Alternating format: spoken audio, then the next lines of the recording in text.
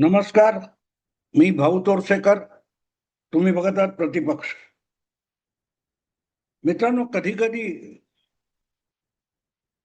एक साधी गोष्ट सुद्धा तुमच्या मनात संशयाचा किडा टाकून गेली की बघता बघता त्या किड्याचा व्हायरस कधी होतो आणि आपलं सगळं विश्व त्या विषाणूमध्ये किती विरघळून जातं याचं उदाहरण म्हणून धुरंधर या सिनेमाकडे बघावं लागेल.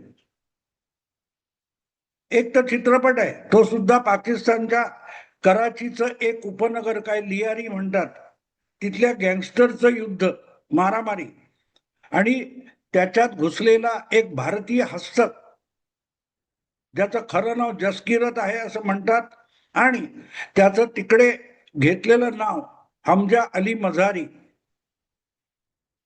याने ज्या ज्या प्रकारच्या उचापती केल्या याचं एक कल्पनाचित्र आदित्य धर नावाच्या दिग्दर्शकाने मांडलेलं आहे. आणि ते किती खोटारडं आहे, तो प्रपोगंडा आहे, तो अजेंडा आहे, तो नॅरेटिव्ह आहे, अशी टीका आपल्याकडचे पुरोगामी आणि पाकिस्तानातले कट्टर इस्लामवादी धर्मांध लोक म्हणत असले तरी वास्तविकता त्याच्या किती पलीकडे असते याचा नमुना म्हणून पाकिस्तान मधल्या आजच्या घटना बघितल्या पाहिजेत. पाकिस्तान मधले युट्यूबर्सचे जे व्हिडिओ येत आहेत किंवा अडून अडून होणारी तिथल्या माध्यमातली चर्चा बघितली तर धुरंधर या शब्दाने एकूणच पाकिस्तानच्या जनमानसामध्ये जी धडकी भरवलेली आहे त्या धडकीचं प्रतिबिंब पाकिस्तानच्या एकूणच नेतृत्वाच्या वर्तनामध्ये परावर्तित झालेलं दिसतं. 1 वर्ष होऊन गेले एका गोष्टीला. ती गोष्ट म्हणजे पाकिस्तानचे मुनीर यांच्या आधीचे किंवा पूर्व सरसेनापती जनरल कमर बाजवा यांना एक अपघात झाला होता आणि तेव्हापासून ते वेगवेगळ्या प्रकारचे उपचार घेत आहेत. वर्षभर उलटलं, हा माणूस रुग्णशय्येवर मरणासन्न पडूनही मरत नाहीये.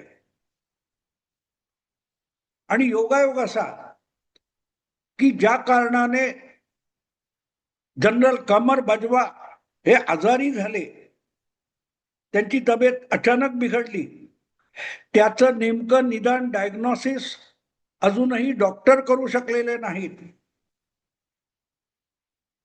पण प्रसंग जुळवायचे म्हटले की कल्पना आणि वास्तव यांची किती भयंकर भेसळ होऊ शकते याचा नमुना म्हणून कमर बाजवा यांच्या प्रकृतीकडे बघायला लागतं.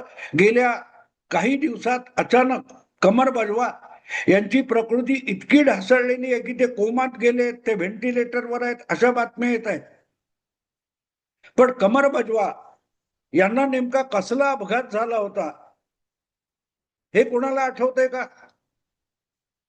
वर्षभरापूर्वी कमर बाजवा यांना त्यांच्या राहत्या घरातच, रावळपिंडी किंवा कुठे त्यांचं जे राहतं घर आहे, निवृत्त झाल्यानंतर, निवृत्ती पत्करल्यानंतर कमर बाजवा यांनी ज्या घरामध्ये आपलं वास्तव्य ठेवलेलं आहे त्या घरातच एका भव्य आलिशान अशा न्हाणी घरामध्ये, बाथरूम मध्ये, वॉशरूम मध्ये कमर बाजवा हे पडले आणि त्यांना जो अपघात झाला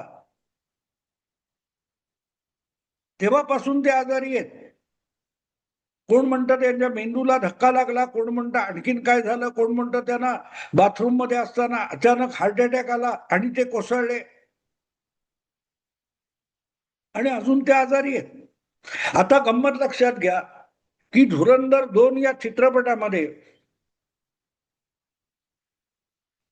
हमजा आपल्या एका जवळच्या नातेवाईकाला, जो पाकिस्तानात आलेला आहे, अंमली पदार्थ खरेदीसाठी आलेला आहे, त्याला बाथरूम मध्ये घेऊन जातो आणि तिथे त्यांच्या मारामारीत तो त्याचा हमजाचा नातेवाईक मारला जातो आणि ते सगळं तो आलम नावाचा त्याचा सहकारी आपल्या डोक्यावर घेतो, असा एक प्रसंग आहे.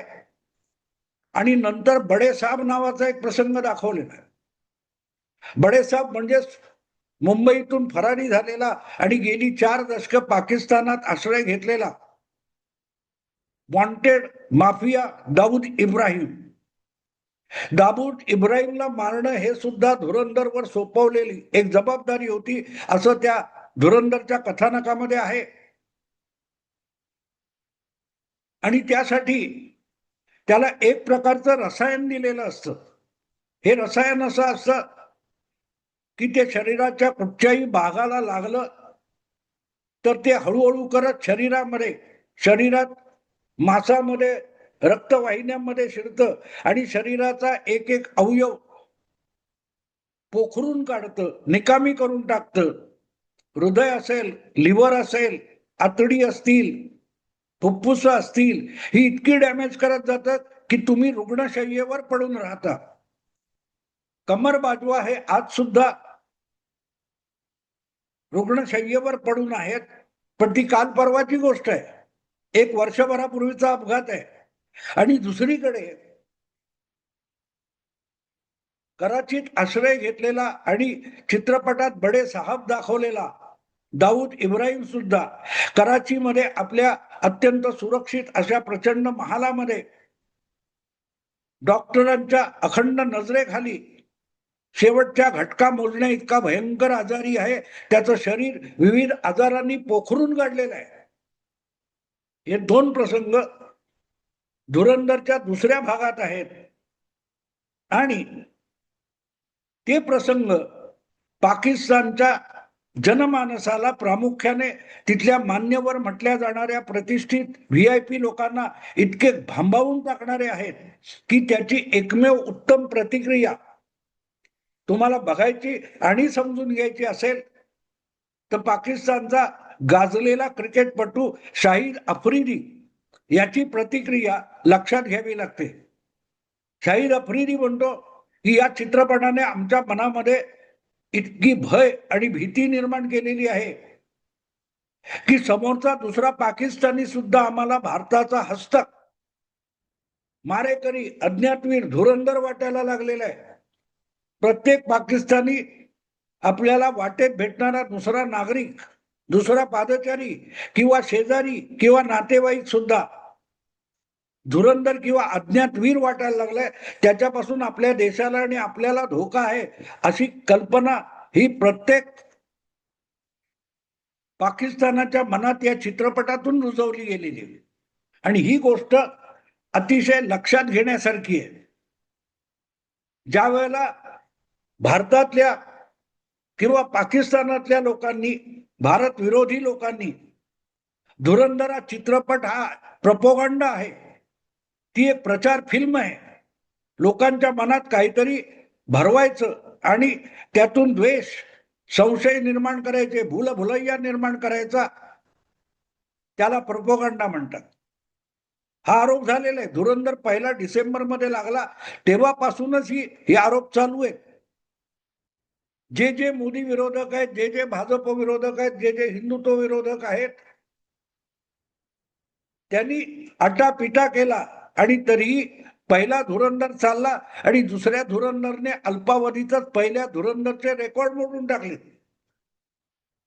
पण त्या चित्रपटाचा प्रोपगंडा म्हणजे काय हे किती लोक समजावू शकलेत? नाही, तो मुस्लिम विरोधी आहे, तो मुस्लिम विरोधी नाही. हा चित्रपट पाकिस्तान विषयी द्वेष निर्माण करणारा आहे असं सांगितलं जातं. त्या चित्रपटामध्ये कुठेही पाकिस्तानचं नाव नाहीये. पाकिस्तान मधली माफिया, गँगवॉर आणि त्याचा फायदा घेऊन भारताने केलेल्या कारवाया, गुप्तचरामार्फत केलेल्या कारवाया, हे त्या कथानकाचं स्वरूप आहे.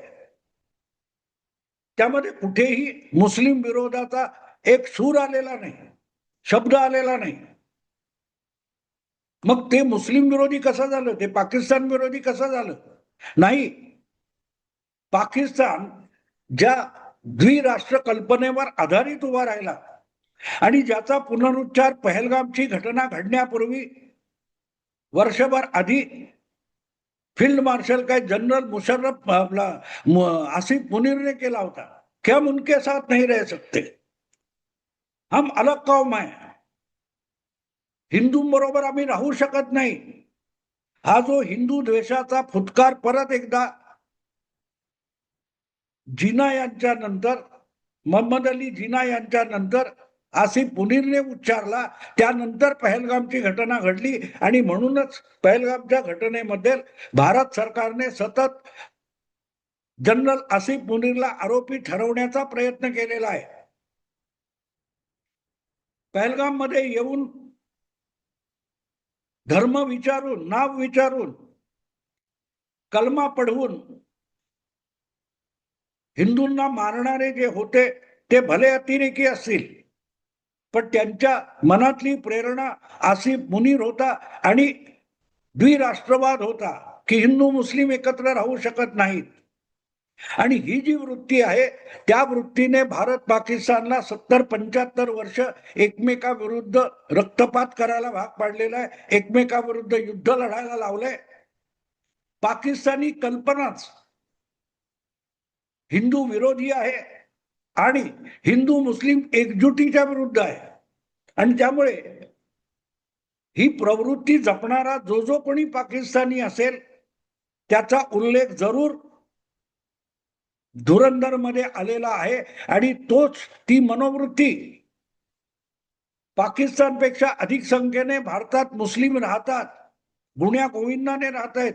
थोडं इकडे तिकडे काही होत असेल, पण पाकिस्तानात हिंदूंना ज्या किड्या मकोड्यासारखं वागवलं जगवलं जातं तितकी वाईट परिस्थिती भारतातल्या कुठल्याही मुस्लिमांची नाही.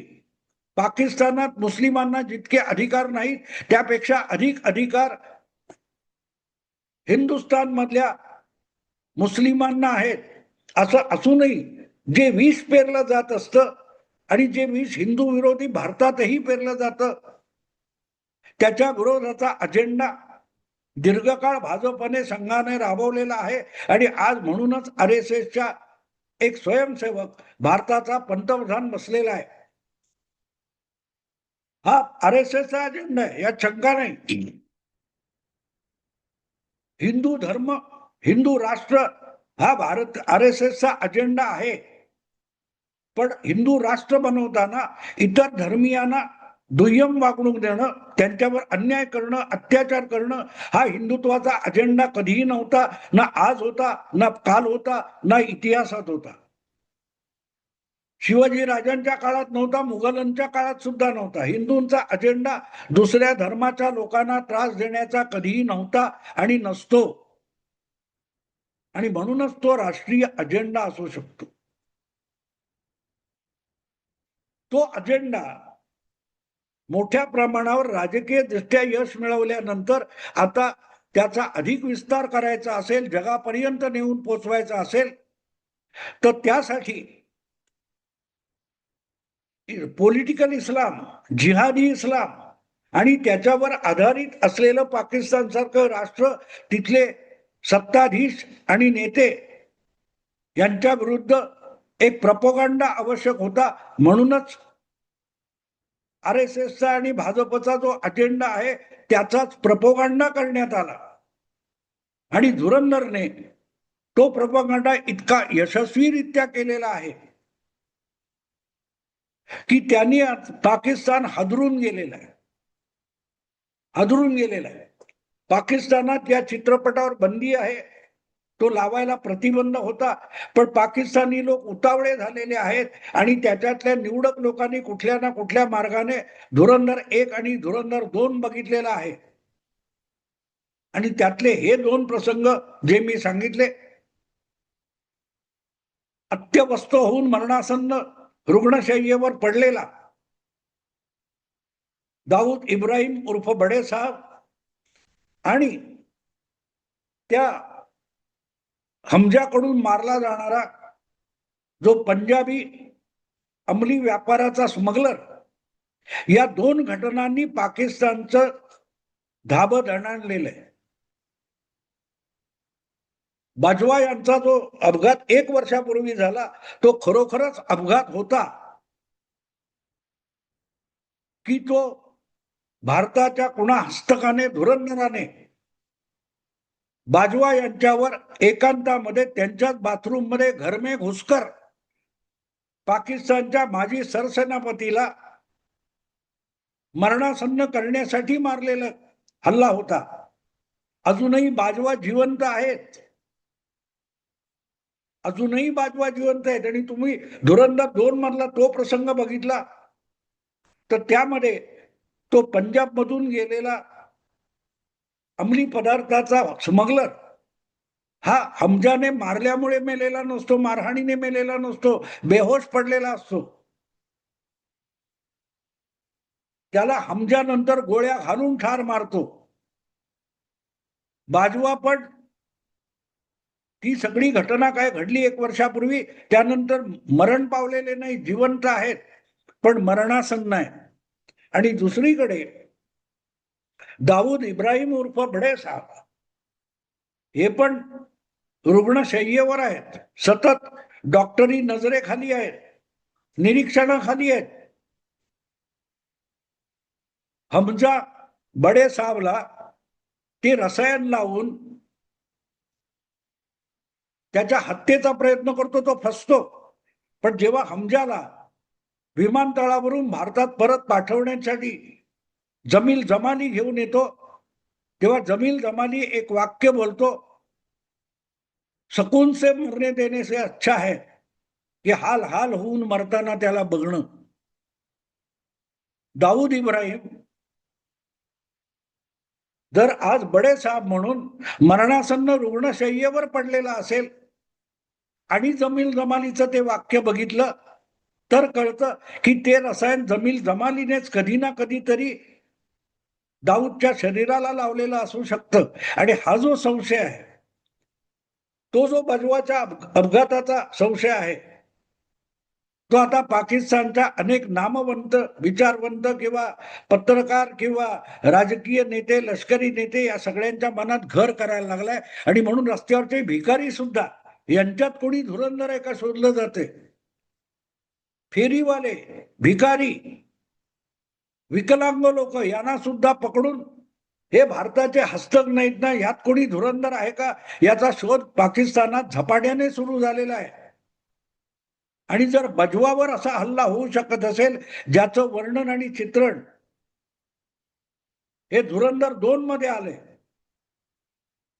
तशी कल्पना जरी भारताच्या गुप्तचर खात्याच्या मनात असेल तर ISI सुद्धा आपल्याला वाचवू शकत नाही, याची खात्री पटलेला पाकिस्तानचा तथाकथित फील्ड मार्शल, सरसेनापती मुनीर सुद्धा भयभीत झालेला आहे.